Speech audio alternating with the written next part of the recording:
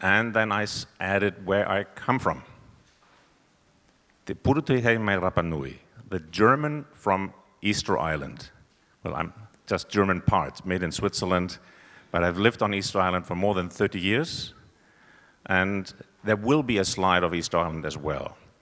But as you can imagine, it says Silver Sea Expedition, so I'm going to talk about a specific set of cruises that are going to be done next year to very remote areas within Polynesia.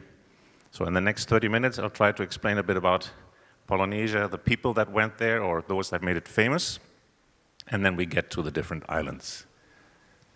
So what names would come to your mind when you hear South Sea or Polynesia? Actually, these are a few of them. You should know Vasco Núñez de Balboa. He was the first to coin the term of South Sea. Magellan, the first to cross it, and because it was so calm, it became the Pacific Ocean. James Cook, I think everybody here would have heard James Cook before. Louis-Antoine de Bougainville, a Frenchman who went across the Pacific at the same time. La Perouse, another famous Frenchman who disappeared in the Pacific, leading to a number of expeditions looking for him, finding different islands that hadn't been seen before. Breadfruit Bligh, again, a name that should be well known in England. Pitcairn Island, the mutineers of the Bounty, because of William Bligh being the lieutenant aboard the Bounty. Hotematu, I think nobody here will have heard of him. He might not even have lived at all. It's just a legendary figure that went across Polynesia, going to the easternmost of the islands, Easter Island. Catherine Routledge. If you go to the British Museum, you'll see there's a statue of Easter Island standing there. She went to Easter Island shortly before World War I because hardly anybody had been there before, and studies needed to be done. And she has done very interesting studies. Her book about the island, The Mysteries of Easter Island, still is one of the 3 main books you have to read when you want to study the island's history. And Thor Heyerdahl, or Thor Heyerdahl, actually a Norwegian explorer who put the island back on the map.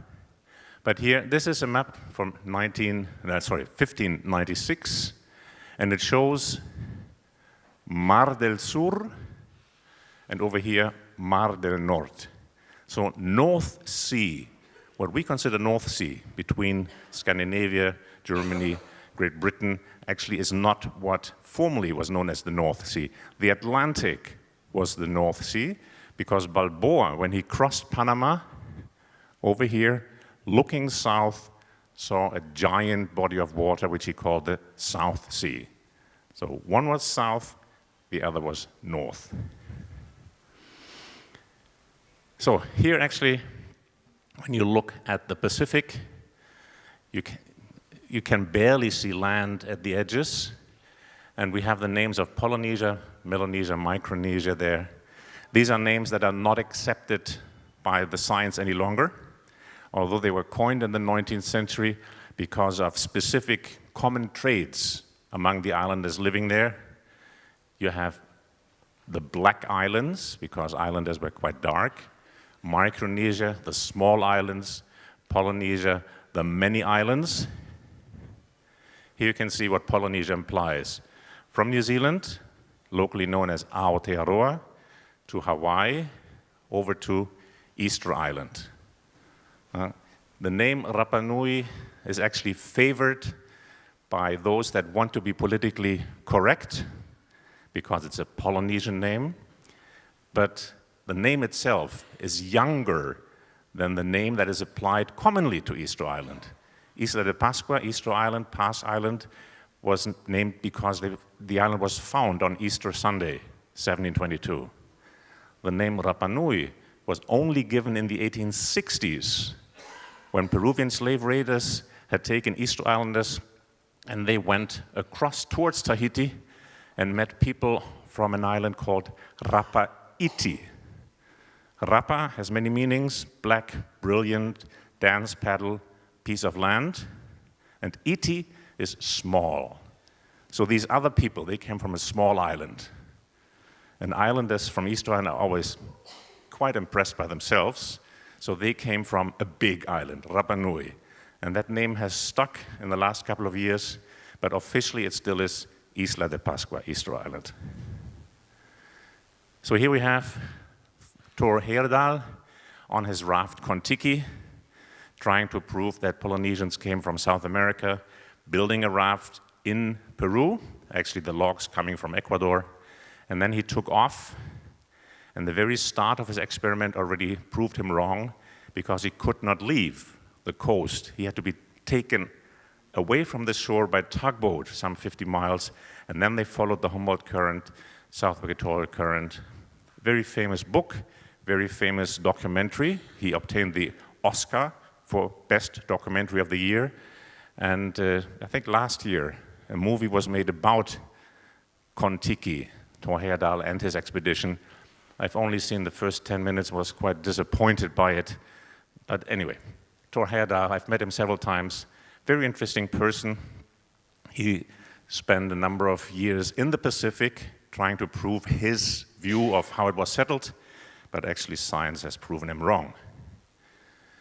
Now, if I say remote islands, you can see remote as distance-wise, location-wise. A mountaintop can be remote if you cannot really reach it well. Access as well. You have islands that are short distance, but because of currents, because of surf, are difficult to access. So here, what is remote? I hope you can see this is French Polynesia and Tahiti. They think they are the center of the world. Definitely the center of the Pacific. New Zealand is 4,000 miles away. South America, sorry, kilometers, 8,000. Central America, 6,500. Australia, 6,000. So there really is a lot of distance to cover, specifically if you travel in small canoes. It takes a while. In the 1970s, a computer simulation was done. How feasible is it to get from Papua New Guinea across the Pacific?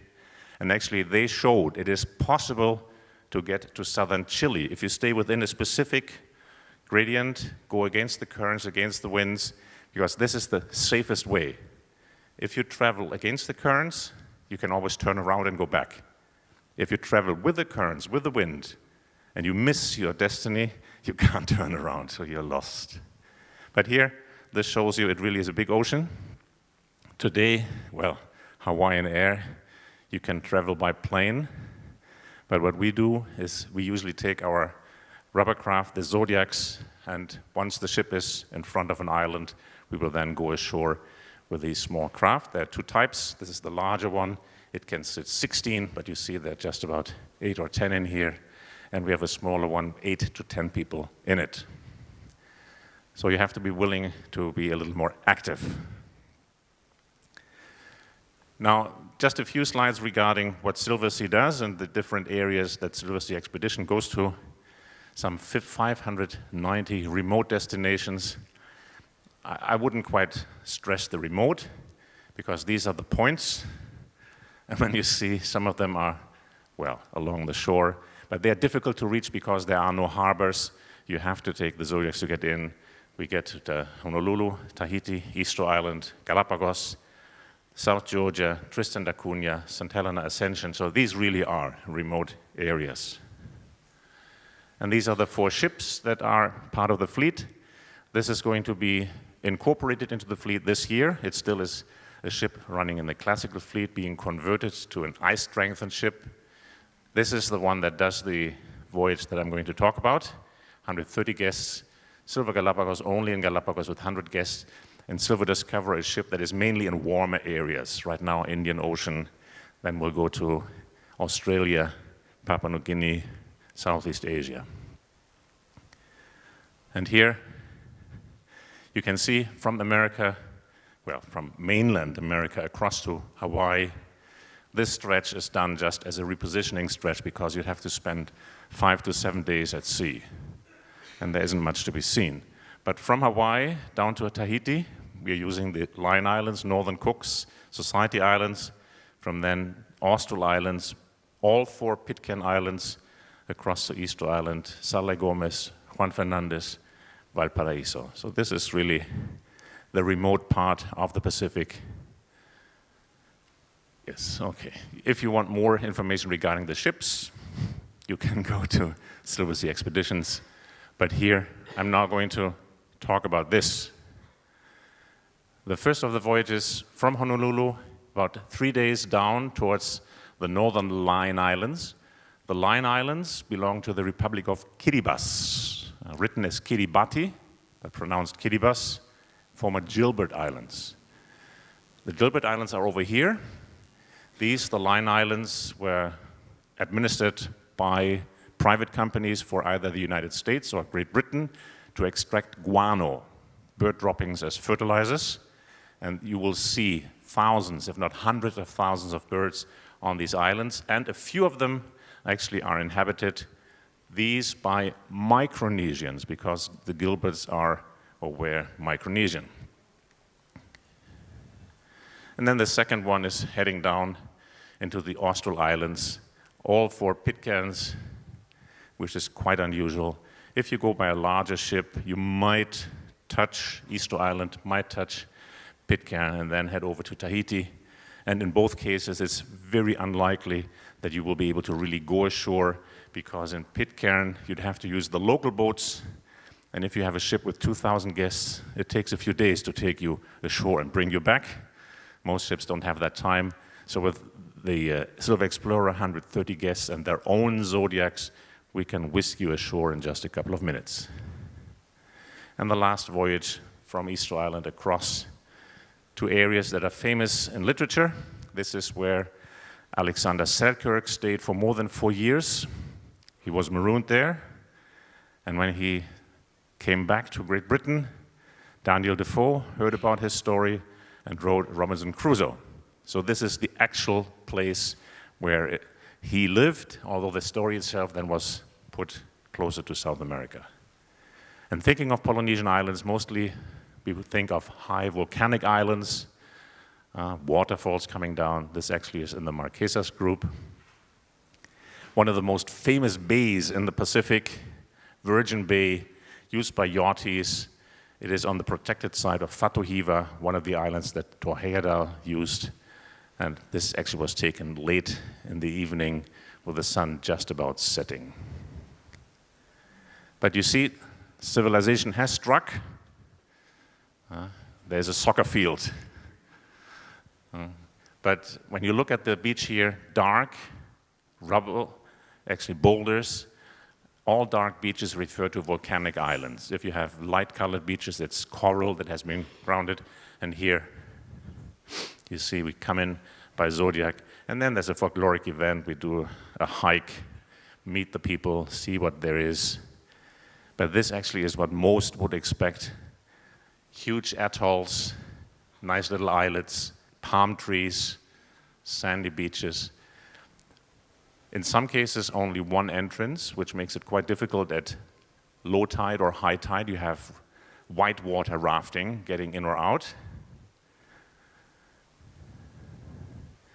And obviously, islanders have settled close to where there are gaps between the islands so that they can catch fish. Actually, they let the fish catch themselves. They set up traps, so they just look, is the fish there? They pick it up.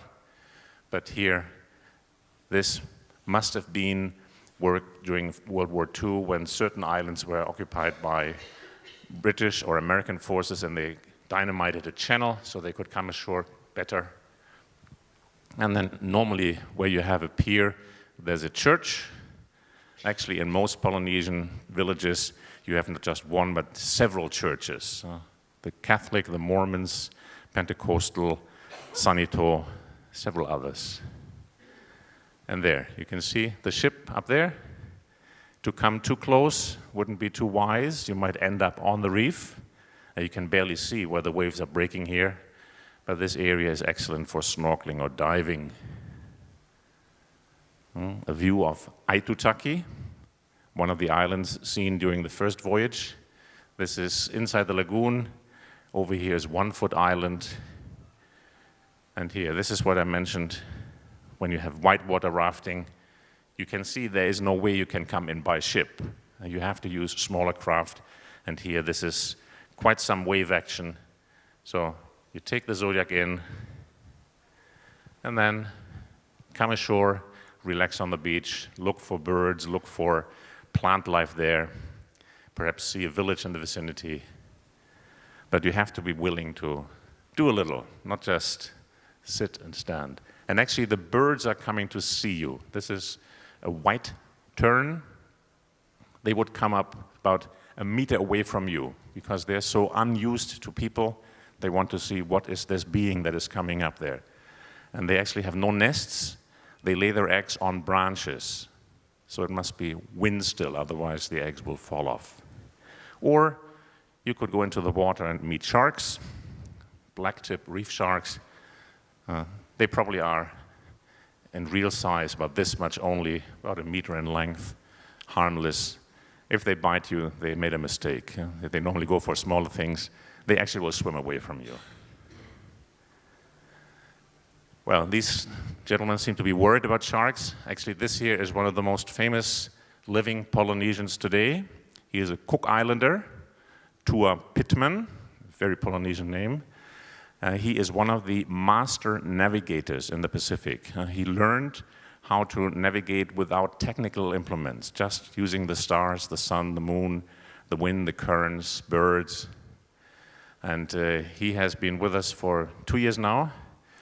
Hopefully he will be on that voyage, and then you will be able to see and hear and meet him and find out how Polynesians would have crossed these distances at one stage. Looking at French Polynesians today, you see there's quite a mix. Not Indians, they have come into Fiji, but Chinese have been brought into Tahiti.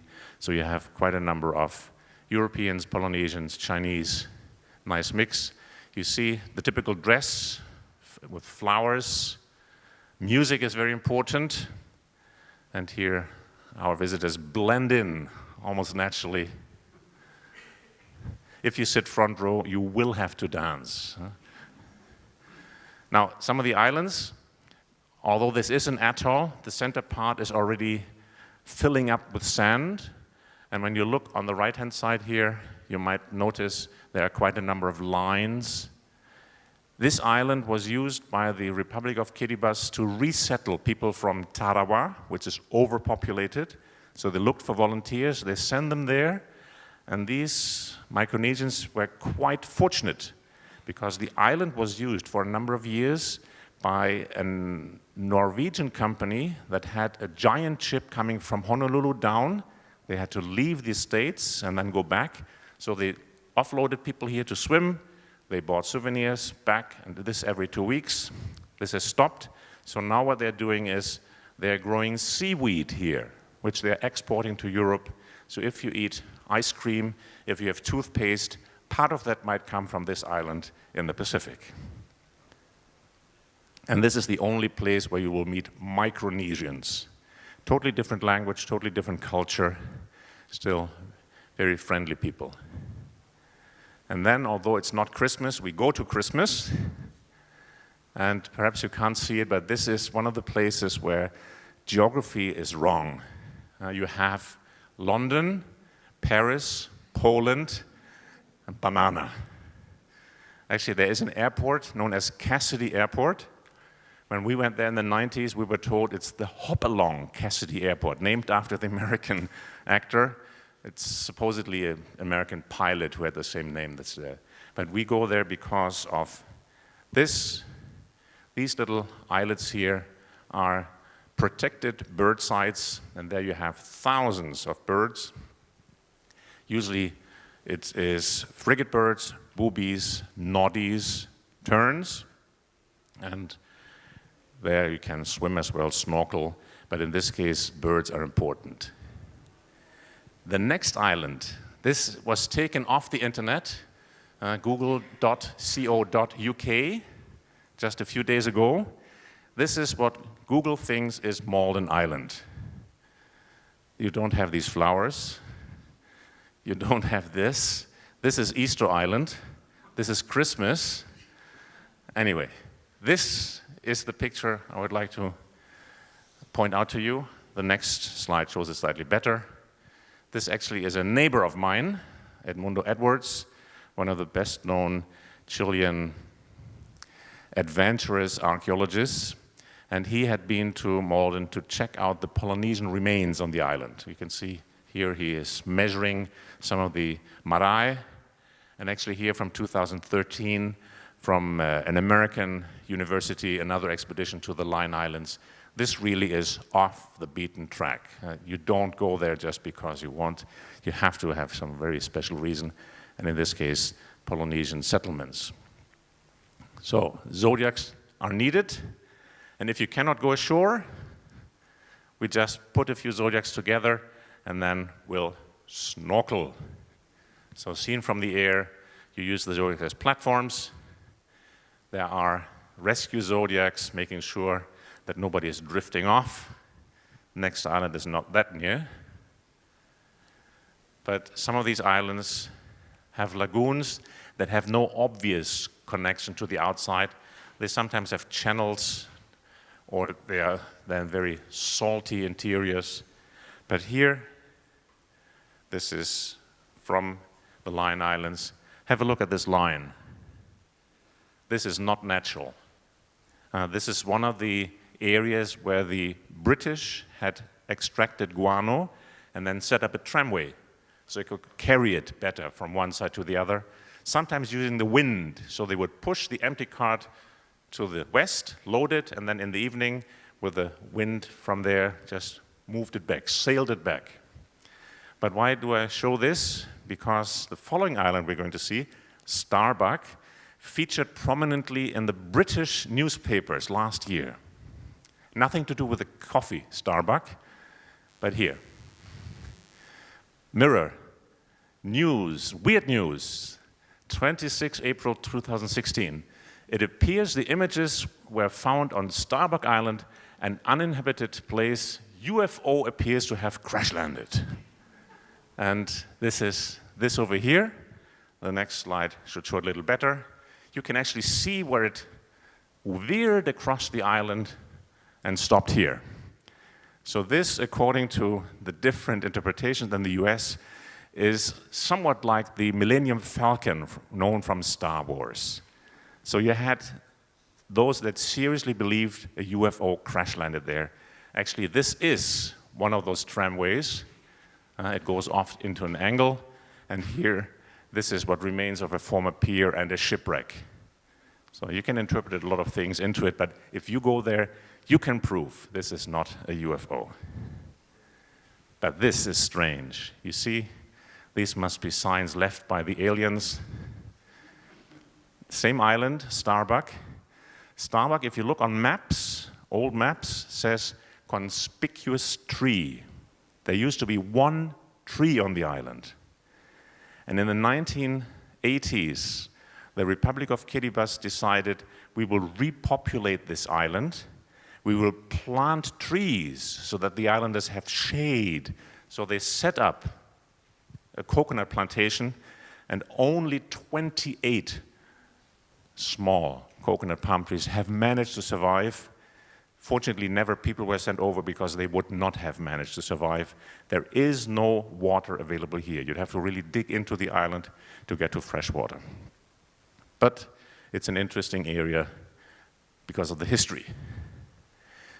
From the Line Islands, cutting across to the Northern Cooks, Manihiki, you can see, again, a lot of little islands, the so-called motu, many channels into the lagoon, but no channel deep enough for a boat to come in. So the ship has to drift in front of the island.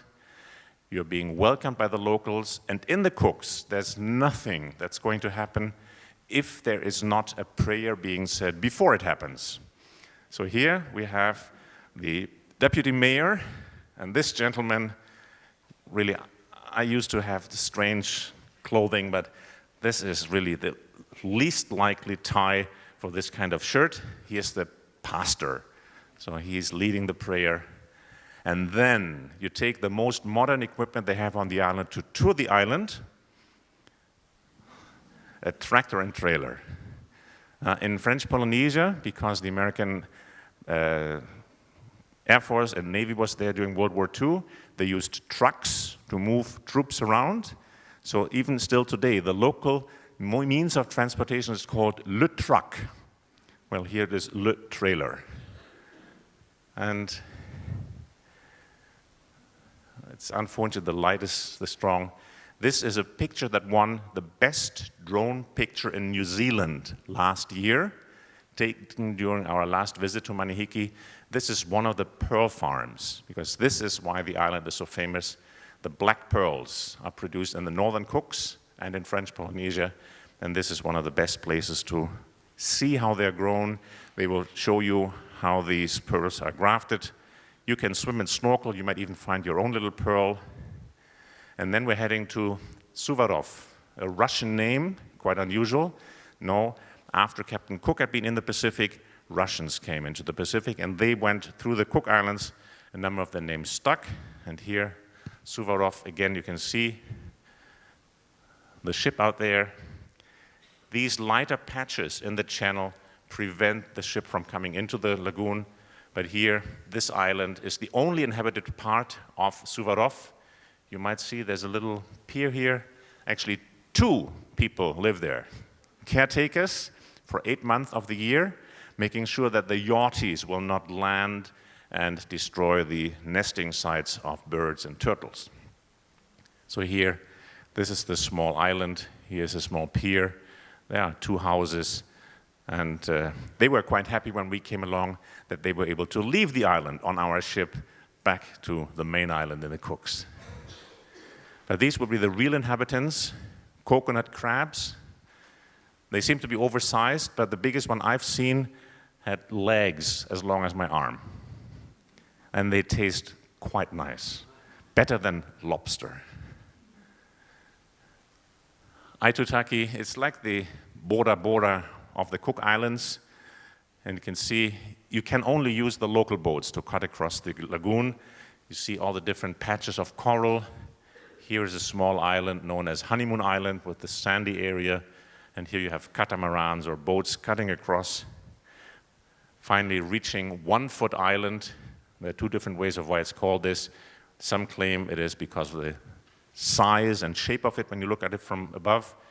But locals explain that 2 islanders tried to escape, and one went onto the other's back, so you only saw 1 set of footsteps on the sand. And this area here was used before the Cook Islands had an airport. They had hydroplanes landing in the lagoon. And when you go around, you'll see red-tailed tropic birds under the bushes. They can fly extremely well, but they can't walk well on ground, so they really are normally not hunted by the locals, but they are being looked for, and then the tails are being taken out. The feathers, they don't need them for flight, it's just for showing off. But you see a lot of costumes with red-tailed tropic feather birds. Attu, unusual, it's a raised atoll, so you have cliffs, hardly a beach, just coral. This is, or was until recently, one of the 2 places in the Cooks where Arabica Cafe was grown, the best coffee. And there are many caves. Actually, these caves are the nesting sites for one of the endemic birds there. So birders would like to go there, either for the swiftlets or because of parakeets that have been introduced there to be able to give them a place where they're not being hunted by rats. Bora Bora, I think everybody knows Bora Bora. This is one of the few photos that does not come from us or me. You can see here, this is the old runway going back to World War II. And only in the 1960s, when Marlon Brando's movie about the bounty was filmed in Tahiti, did they then receive an airport in Tahiti to fly in the American crew and actors and whatnot. But still today, when you come to Bora Bora, you land here, and then you have to take a local ferry across the lagoon, quite spectacular. Our ship will enter the only entrance and anchor in front of the capital. And if you would take this picture, you would be probably standing in front of Bloody Mary, one of the most famous restaurants in French Polynesia. And this is then the view towards the capital and the main points of the island, barely over 700 feet. Raivavai is famous because of these little tiki, as they're called. Stone statues. The best ones are from the Marquesas Islands, but Raivavai had some as well. 2 were taken to Tahiti, to the Gauguin Museum and the Marae Arahurahu. This is the only one still standing there. And here we have the mayor next to him or her explaining about the importance of these Tiki 2 islanders.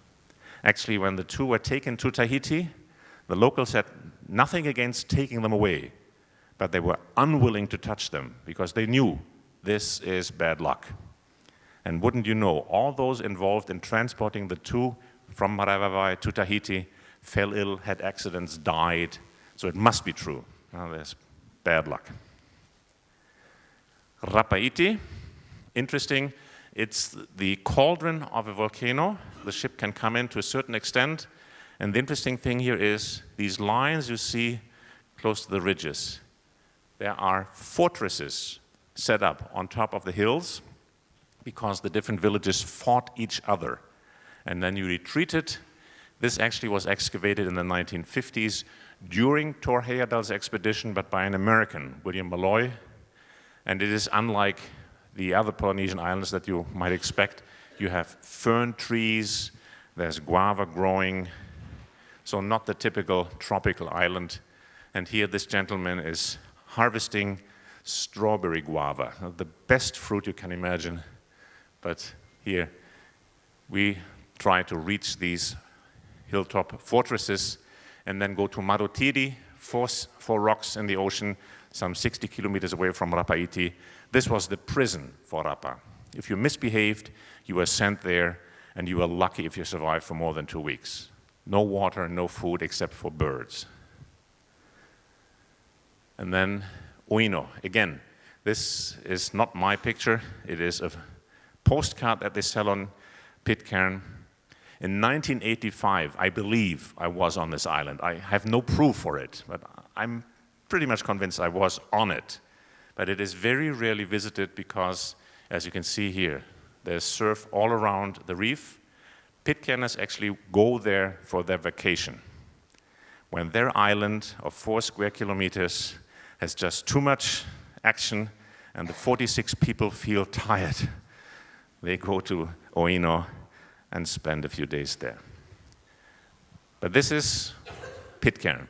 You wouldn't believe that anybody would be able to come ashore and actually would want to live there, but the island is extremely fertile. And there are 3 landing sites. One is Bounty Bay, where the Bounty has been burned. This is Down Rope. This is meant to be the second best. I was just asked earlier on, had I been to Pitcairn? I've been there more than 26 times. I've never managed to get down there. I have tried several times, but it's for good reason it's called Down Rope. You need a rope to go down. And one of our expedition leaders, a guy from Montana, he said, "Oh, I'm a mountaineer, I will go down there." So he went down, and when he reached the beach, he found my daughter and her friend down there. They didn't know it was difficult. They just went down in flip-flops. But yes, so this is a sign indicating the Bounty is just a few meters away underwater. There's hardly anything remaining. Even divers are not allowed to pick up anything if they would find it. But this here is one of the 2 longboats the Pitcairners use. Welcome to Pitcairn Island. So in case the weather is too foul, the sea is too rough, and the Zodiacs cannot be taken in, the Pitcairners are willing to go out in their boats. And it really is a ride. Today, hardly anybody walks on the island. They all have these quads. But to get from the pier up to the village, you have to go up a certain degree, and it's known as the Hill of Difficulties.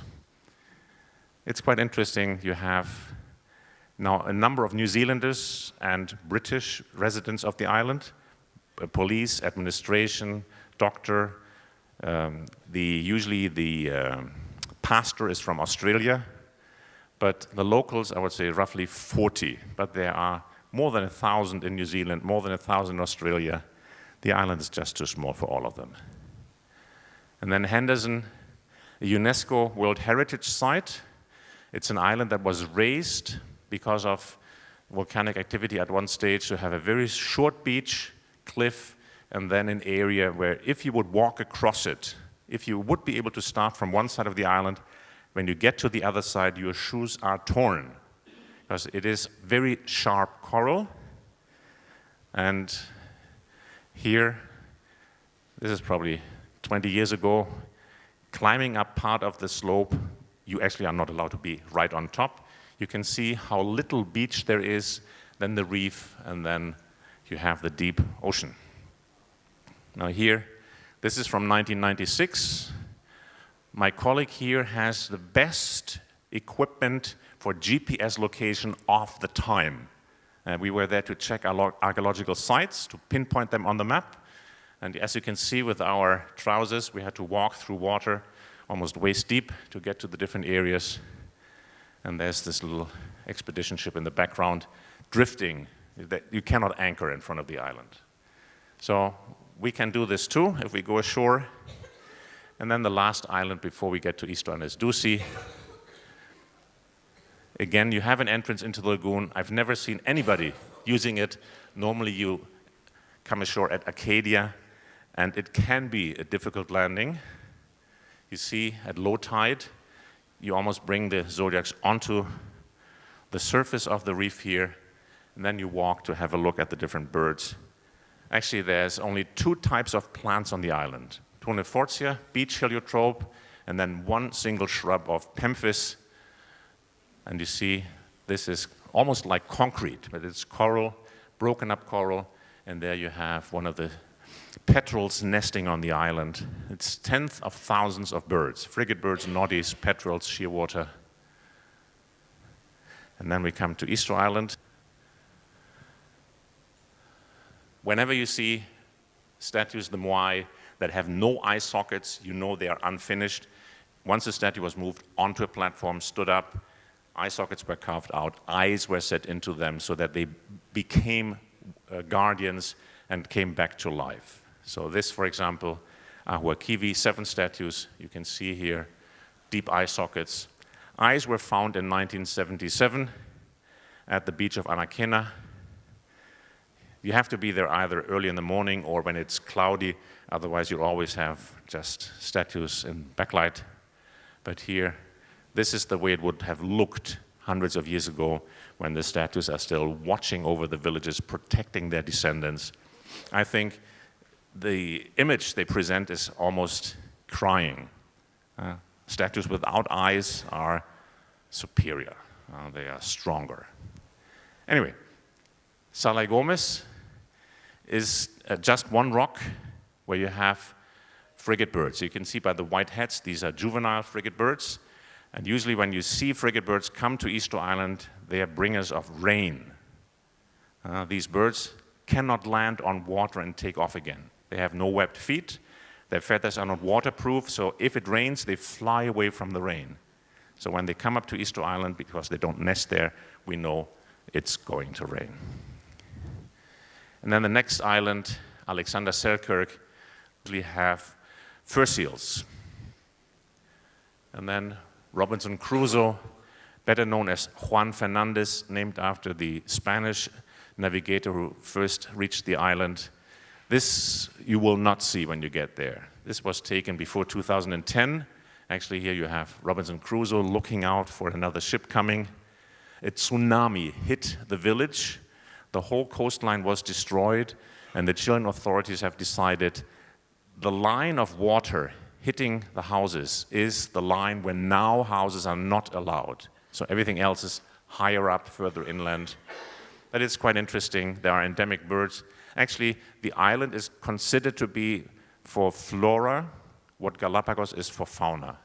You have a lot of endemic plants, and then this animal, fur seals that were believed to be extinct but have come back in quite some numbers.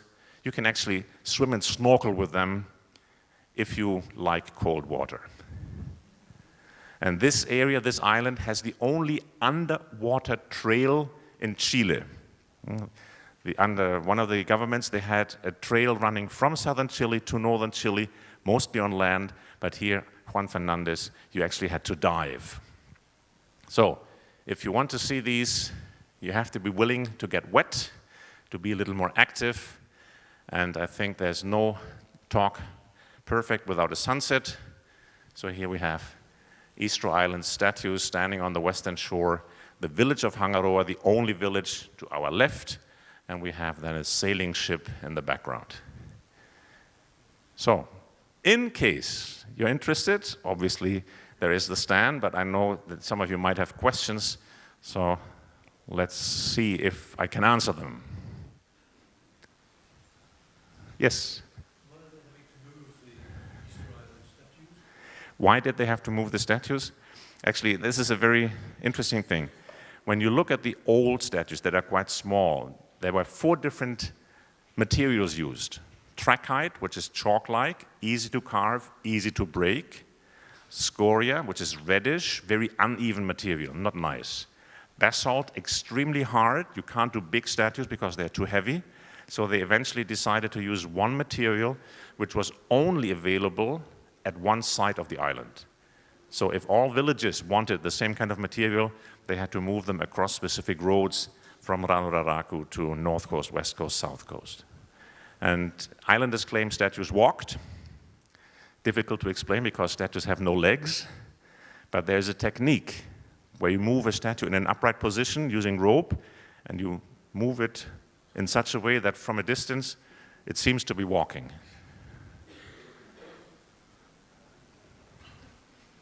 So if you would like to see a statue, British Museum, Dunedin, Brussels, Paris, or Easter Island. Yes? How many islands are visited in the Cook Islands with this specific voyage? You have Manihiki, Aitutaki, Suvarov, Attu. So 4 of the 12 Cook Islands are being visited. And actually this voyage is a voyage for century clubbers. There's a club, you have to have visited 100 countries or territories that they consider as such, and you can become a member of this club. So in this voyage, you have 5 extra points. Oh well. Thank you very much for attending. I hope you enjoyed it.